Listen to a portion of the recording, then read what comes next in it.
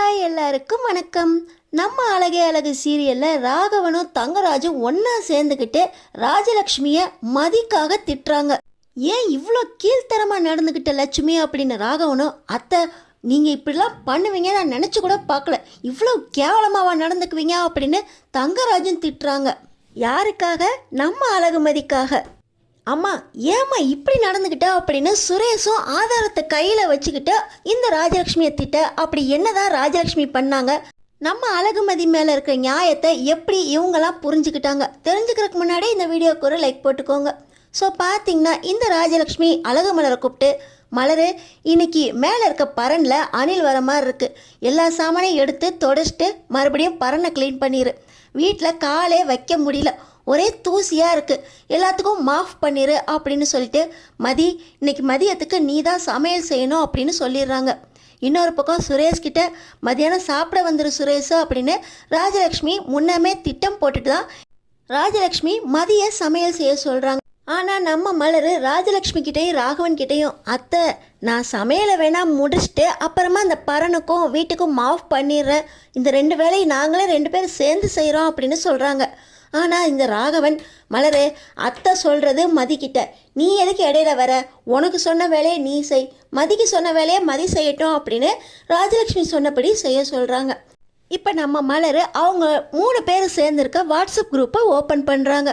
ரேவதி பார்த்தீங்கன்னா கல்யாண பத்திரிக்கையை தேடிக்கிட்டே, அண்ணி என்ன பண்ணிக்கிட்டு இருக்கீங்க அப்படின்னு கேட்க, இன்றைக்கி சமையலை மதியம் செய்ய சொல்லியிருக்காங்க அத்தை, நான் வீட்டுக்கு மாஃப் போட்டுக்கிட்டு இருக்கேன், மதி இன்னைக்கு சமையல் செஞ்சு எல்லோரும் சாப்பிட போகிறாங்க, என் பிறந்தநாள் அன்னைக்கு அவள் இட்லிக்கு சாம்பார் மட்டுமே வச்சுருந்தா, இன்றைக்கி என்ன சமையல் செய்ய போகிறான்னு தெரியல, ஃப்ரிட்ஜில் தயிர் இருக்குது, மேலே சமையல் கட்டு மாடத்தில் நான் ஊறுகாய் வச்சுருக்கேன், அதை மட்டும் வச்சு வீட்டில் மட்டும் சாப்பிட்டுட்டாங்க, அவ்வளோதான் அப்படின்னு 3 பேரும் சேர்ந்து அரட்டை அடிச்சுக்கிட்டு இருக்க நம்ம மதி பார்த்திங்கன்னா, ஆமாம் ஃபைபருக்கு ஒரு சாலட் பண்ணிடலாம், ப்ரோட்டீனுக்கு முட்டை ஆம்லேட் போட்டுக்கிறேன், சாப்பாடு மட்டும் செஞ்சால் போதும்ல அப்படின்னு 3 பேரும் சேர்ந்து பேசிக்கிட்டு இருக்க இந்த நேரத்தில் இப்போ ரேவதி வீட்டில் தங்கராஜ் பார்த்துட்டு, நீ என்ன எப்போ பார்த்தாலும் ஃபோனை எடுத்துக்கிட்டு தனியாக போயிடுற, யார்கிட்ட பேசிக்கிட்டு இருக்க அப்படின்னு விசாரிக்க, நம்ம ரேவதி பார்த்திங்கன்னா, என் ஃப்ரெண்டு கீதா இப்போ தான் அவன் நம்பர் கிடச்சிருக்கு, அதனால தான் பேசிக்கிட்டு இருக்கேன் அப்படின்னு நம்ம ரேவதி ஏமாற்றிக்கிட்டே தங்கராஜுக்கு டீ எடுக்க போயிடுறாங்க. ஆனால் தங்கராஜுக்கு ரேவதி மேலே சந்தேகம் இருக்குது, இவங்கள நம்பவே முடியாது, ஏதாவது கோல்மால் பண்ணுவாங்க. நேற்று தான் மதி வேற வீட்டில் சண்டை போட்டிருக்கா, அங்கே மதிக்கு இவ தான் வக்காலத்து வாங்கினா அப்படின்னு சொல்லி இப்போ தங்கராஜ் என்ன பண்ணுறாரு, ரேவதி எனக்கு டீ வேண்டாம், இப்போ நான் உங்கள் வீட்டுக்கு தான் போயிருக்கேன், அங்கே போய் நான் பார்த்துக்கிறேன் அப்படின்னு சொல்லிட்டு தங்கராஜ் கிளம்பிடுறாரு.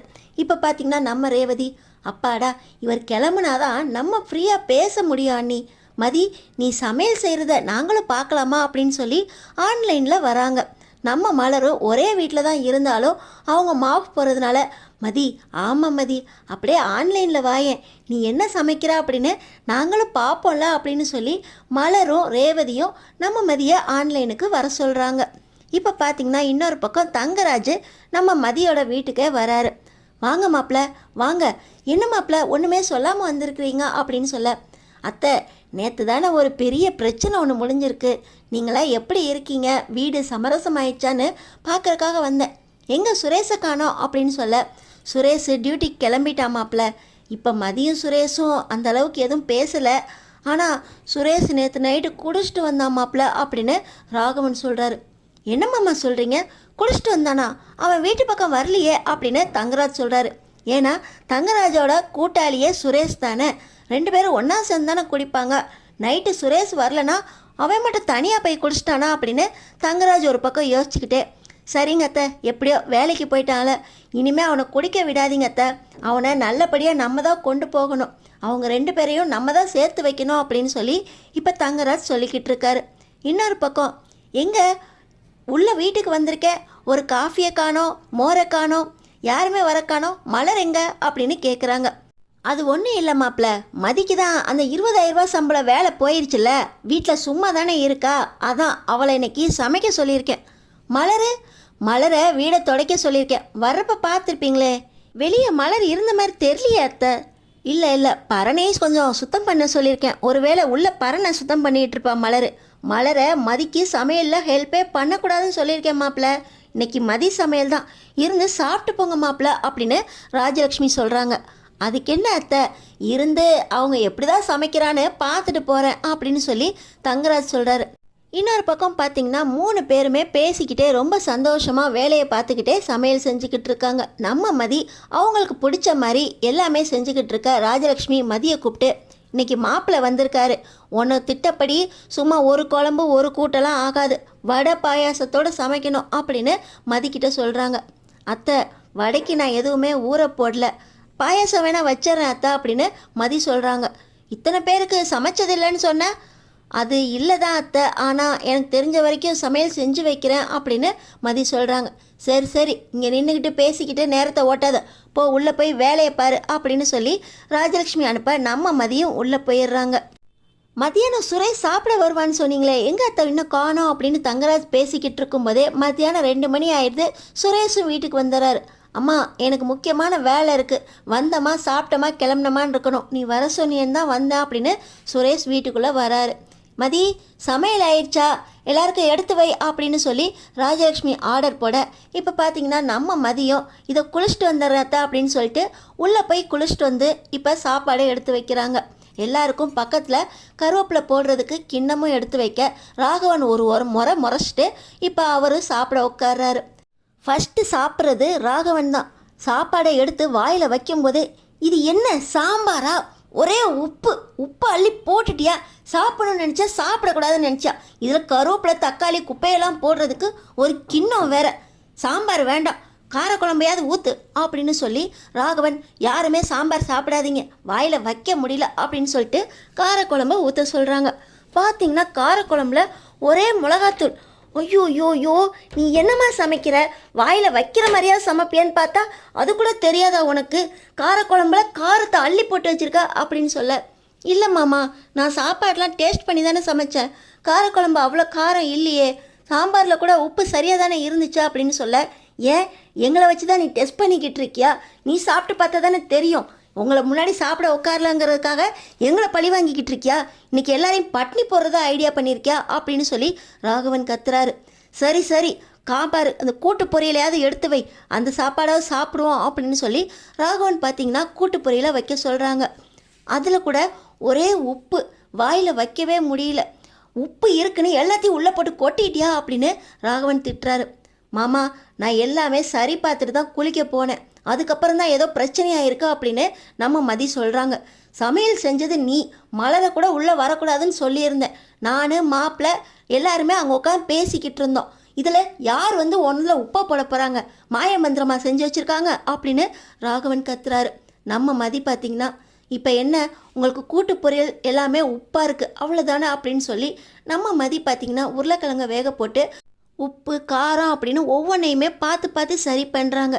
ஏன் மலரு, அவள் தனியாக செஞ்சுக்கிட்டு இருக்கா, போய் அவளுக்கு உதவி செய், ஏதாவது உப்பு காரத்தை குறைக்க முடியுமான்னு பாரு, மாப்பிள்ளை வந்த நேரமாக பார்த்து இவளை சமையல் செய்ய சொல்லி யாரும் வாயில் வைக்க முடியாத மாதிரி ஆயிடுச்சு, மாப்பிள்ளை மன்னிச்சிருங்க மாப்பிள்ளை அப்படின்னு சொல்லிக்கிட்டு இருக்கும்போதே நம்ம மதியும் மலரும் ஒன்றா சேர்ந்து உப்பு காரத்தை ஓரளவுக்கு குறைச்சி இப்போ சாப்பாடு கொண்டு வர, மலரு இனிமேல் நீயே சமைச்சிரு மலரு, இவளை சமைக்க சொன்னது தப்பாக போச்சு, வேலைக்கு போகிறேன்னு பேகை எடுத்துகிட்டு கிளம்புறப்பே தெரியணும், வீட்டிலலாம் வேலை செய்கிறதுக்கு இவள் உதவவே மாட்டா அப்படின்னு, ஏதோ தப்பு பண்ணிட்டா அப்படின்னு சொல்லிட்டு ராகவனும் ராஜலக்ஷ்மி சாப்பிட்டுக்கிட்டு இருக்கும்போது, இப்போ பாயசம் கொண்டு வந்தியா இல்லை அதில் வேறு ஏதாவது கலந்துருக்கியா அப்படின்னு ராஜலக்ஷ்மி கேட்குறாங்க. அத்தை, பாயசம் இனிப்பாக இருக்கும், நான் அதில் வேறு எதுவும் கலக்கல அத்தா அப்படின்னு சொல்லிக்கிட்டு இருக்கும்போதே இந்த பாயசத்தில் யாராவது மிளகாத்தூளை போடுவாங்களா, என்னடி பாயசம் வச்சுருக்கா அப்படின்னு சொல்லி ராஜலக்ஷ்மி சண்டைக்கு வர, இந்த பாயசத்தெல்லாம் சரி பண்ண முடியாது, கொண்டு போய் கீழே ஊற்றுங்க அப்படின்னு சொல்லிட்டு இருக்கிறத சாப்பிட்டுட்டு எந்திரிக்கிறாங்க. ஆனால் பார்த்திங்கன்னா நம்ம மதியம் மலர்கிட்ட, அக்கா உங்கள் முன்னாடி தானே சமையல் செஞ்சேன், நான் டேஸ்ட் பார்த்து தான்க்கா செஞ்சேன், ஆனால் எதில் உப்பு எப்படி காரம் எதெல்லாம் வந்துச்சுன்னு எனக்கு தெரியவே இல்லை அப்படின்னு நம்ம மதி சொல்கிறாங்க.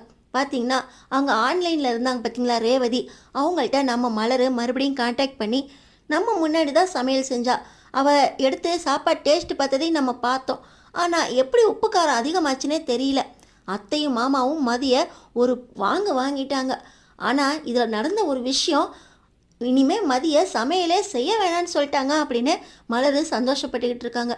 இன்னொரு பக்கம் பார்த்திங்கன்னா எல்லாருமே ஒன்றா தான் சமையல் செஞ்சதை பார்த்துக்கிட்டே சமையல் செஞ்சோம். ஆனால் இந்த இடைப்பட்ட நேரத்தில் தான் ஏதோ நடந்திருக்கு. மதி, நீ குளிக்க போனப்போ எல்லாமே மூடி வச்சுட்டு தானே போனேன்? ஆமாம், நீ மறுபடியும் எல்லாருக்கும் பரிமாறும்போது அப்படியே இருந்துச்சா அப்படின்னு ரேவதி கேட்குறாங்க. அதெல்லாம் நான் பார்க்கலையே அப்படின்னு மதி சொல்ல, இரு நான் வீடியோவை செக் பண்ணுறேன் அப்படின்னு சொல்லி ரேவதி அங்கே தங்கராஜ் வீட்டில் இருந்துக்கிட்டே அவங்க வீடியோ கால் பேசும்போது ரெக்கார்டிங்கும் போட்டிருக்காங்க. அந்த வீடியோவை பார்க்குறாங்க. பார்த்தா நம்ம மதி குளிக்க போன அந்த நேரத்தில் ராஜலக்ஷ்மி உள்ளே வராங்க. உள்ளே வந்தவங்க ஒவ்வொன்றையாக திறந்து பார்த்துட்டு ஒவ்வொன்றிலையும் உப்பு மிளகாத்தூள் இதெல்லாம் போடுறத ரேவதி ரெக்கார்ட் பண்ணியிருக்காங்க. ஆனால் அந்த நேரத்தில் நம்ம ரேவதி கவனிக்கவே இல்லை. வந்து ஏதோ செய்கிறாங்க அப்படின்னு அவங்க பாட்டு அவங்க வேலையை பார்த்துருக்காங்க. ஆனால் இப்போ தான் எல்லாத்துலேயும் உப்பு காரம் எல்லாம் தூக்கலாக இருக்கிறத பார்த்து எல்லாம் அம்மாவோட வேலை தான் அப்படின்னு மலருக்கும் மதிக்கும் சொல்கிறாங்க. ஏங்க இதை கண்டிப்பாக வீட்டில் சொல்லியே ஆகணும். எல்லாமே அத்தை பண்ணிவிட்டு என்னை எல்லாரும் முன்னாடியே அசிங்கப்படுத்திட்டாங்க. என் சமையலில் எந்த குறையுமே இது வரைக்கும் வந்ததில்லை.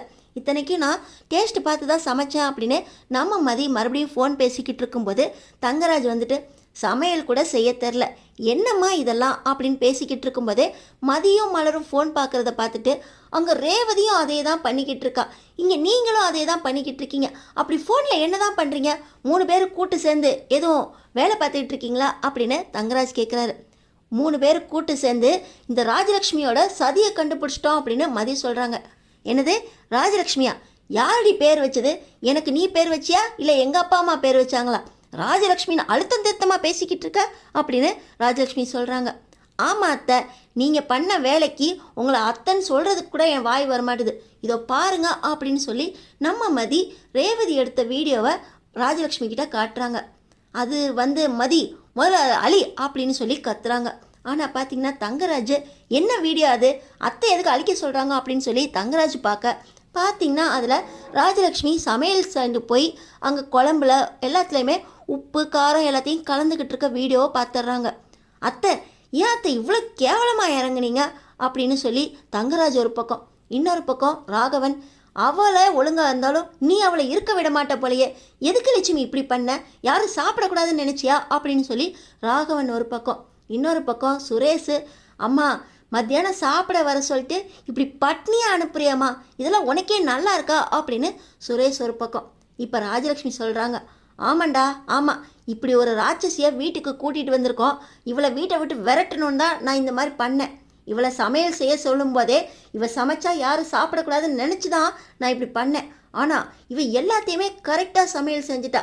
மாப்பிள்ளை வேற வந்திருக்காரு, மாப்பிள்ளை முன்னாடி இவளை அசிங்கப்படுத்தணும், அப்போ தான் இவளே வீட்டை விட்டு போவான் தான் இந்த மாதிரி ஒரு காரியம் பண்ணேன். ஆனால் அந்த மலரோட சேர்ந்துக்கிட்டு எல்லா சமையலையும் மறுபடியும் சரி பண்ணிட்டாங்க. ஆனால் இப்படி மாட்டுவேன்னு தெரியாது. என்ன மதி, ரொம்ப நல்லா சமைச்சிட்டேன்னு நினைப்பா, பரவாயில்ல. ஆனால் இனிமேல் நீ இந்த மாதிரி சமையல் செஞ்சினா இந்த வீட்டை விட்டு போகவே முடியாது, அதுக்காக தான் இப்படி பண்ணேன் அப்படின்னு சொல்ல, லட்சுமி இந்த மாதிரி வேலையெல்லாம் பார்க்காத, ஏதோ அவள் கொஞ்சம் கொஞ்சமாக மாறுவா, பிள்ளைக்கு ஏற்ற மருமகளாக மாறுவா அப்படின்னு நான் சுரேஷுக்கு நம்பிக்கை கொடுத்துக்கிட்டு இருக்கேன். அவன் ஏற்கனவே குடிச்சிட்டு வந்தான் நேற்று நைட்டு, உனக்கு தெரியுமா அப்படின்னு சொல்ல, ஓஹோ நேற்று நைட்டு நீங்கள் அதனால தான் தூங்க லேட் ஆயிடுச்சா, புரண்டு வருத்தப்பட்டுக்கிட்டே இருந்தீங்களா, இன்றைக்கி காலையில் நீங்கள் வாக்கிங் கூட போகலையே அப்படின்னு லட்சுமி சொல்கிறாங்க. அதை பற்றிலாம் நீ ஏன் கவலைப்படுற, பாரு சிங்கிற சோத்தில் உப்பையும் காரத்தையும் அள்ளி போட்டு யாரையுமே ஒழுங்காக சாப்பிட விடாமல் பண்ணிட்டீல அப்படின்னு ராகவன் சொல்கிறாரு. என்னங்க நீங்கள் என்னையே குத்த சொல்லிக்கிட்டு இருக்கீங்க, சுரேஷ் குடிச்சிட்டு வந்தானோ அதுக்கு காரணம் இந்த மதி தான். அவனை ரூமில் படுக்க விடாமல் ஹாலில் சோஃபாவில் படுக்க விட்டதுக்கு காரணமும் மதி தான். இவன் இந்த வீட்டில் இருக்கிற வரைக்கும் யாரும் நிம்மதியாகவே இருக்க முடியாது, அவளை வீட்டை விட்டு துரத்துறது தான் நான் பார்த்தேன். அவங்க அப்பா கூட்டிகிட்டு போகிறேன்னு சொன்னப்போ கூட நீங்கள் வேண்டான்னு சொல்லிட்டீங்க. மாப்பிள்ளையும் அதுக்கு ஒரு காரணம் சொன்னார், அதனால் இவளை எப்படியாவது விரட்டணும்னு தான் நான் திட்டம் போட்டேன். இப்போ தான் உங்கள் மருமக வீட்டை விட்டு போகலையே, எல்லாத்தையும் சமாளிச்சிட்டால, எல்லாம் அந்த மலரை சொல்லணும். ஏன் மலரு, இனிமே அவளை உன் கூட வேலை பார்க்க வச்சுக்கோ, அவளும் சமையல் செய்ய வேண்டாம், எல்லாத்துக்கும் ஏதாவது தப்பு வந்துச்சுன்னா யாரும் என்னையும் குறை சொல்ல வேண்டாம். இந்த வீடியோலாம் உனக்கு எப்படி கிடச்சிச்சு அப்படின்னு சொல்லி இப்போ ராஜலக்ஷ்மி கேட்க, அதெல்லாம் ஒன்றும் இல்லத்த, மதி எப்படி சமைக்கிறான்னு பார்க்கறதுக்காக நான் தான் அவளை வீடியோ எடுக்க சொன்னேன். இப்போ தெரிஞ்சிச்சுல நீங்கள் உள்ளே வர்றதும் உள்ளே வந்து என்னென்ன பண்ணீங்கன்னு, எல்லாம் மதி குளிக்க போன நேரத்தில் இப்படி சட்டுன்னு முடிச்சிட்டிங்களே அப்படின்னு மலர் சொல்ல, இல்லத்த அங்கே ரேவதியும் ஃபோனை தான் நோண்டிக்கிட்டு இருந்தா, இங்கே இவங்களும் ஃபோனை வச்சு தான் ஆதாரம் காட்டிக்கிட்டு இருக்காங்க, 3 பேர் சேர்ந்து ஏதோ சதி பண்ணுறாங்க, நான் முதல்ல போய் ரேவதியை விசாரிக்கிறேன் அப்படின்னு சொல்லி இப்போ தங்கராஜ் கிளம்ப, மாப்பிள்ள மன்னிச்சிருங்க மாப்பிள்ள, எங்களால் ஒருவேளை சமையலை கூட உங்களுக்கு ஒழுங்காக போட முடியலையே அப்படின்னு ராஜலக்ஷ்மி சொல்ல, எல்லா வேலையும் பண்ணிட்டு சதி திட்டமும் தீட்டிட்டு நான் சாப்பிட முடியலன்னு கவலை வேற படுறீங்களா? போங்கத்த அப்படின்னு சொல்லிட்டு தங்கராஜ் கோச்சிக்கிட்டு கிளம்ப, இன்னொரு பக்கம் நம்ம மலரும் மதியம், ரேவதி அக்கா, நீங்கள் பண்ண காரியத்துக்கு நான் எப்போவுமே உங்களுக்கு நன்றி கடன் பட்டிருப்பேன். ஏதோ ஒரு நாள் சமைக்க சொல்கிறாங்களேன்னு சமைச்சா அதுலேயும் இப்படி ஒரு சதியை பண்ணிட்டாங்க அப்படின்னு சொல்லி நம்ம மதி சொல்ல, எங்கள் அம்மாவும் அப்பாவும் ஏதாவது பண்ணுவாங்கன்னு எனக்கு தெரியும், ஆனால் இந்த அளவுக்கு கீழ்த்தரமாக இறங்குவாங்கன்னு தெரியாது. எப்படியோ மதி, நீ தப்பிச்சிட்ட அப்படின்னு ரேவதியும் மலரும் மதிக்காக பேச, அடுத்தடுத்து என்ன நடக்க போகுது தெரிஞ்சுக்கிறதுக்கு நம்ம சேனலை சப்ஸ்கிரைப் பண்ணி தொடர்ந்து பாருங்கள்.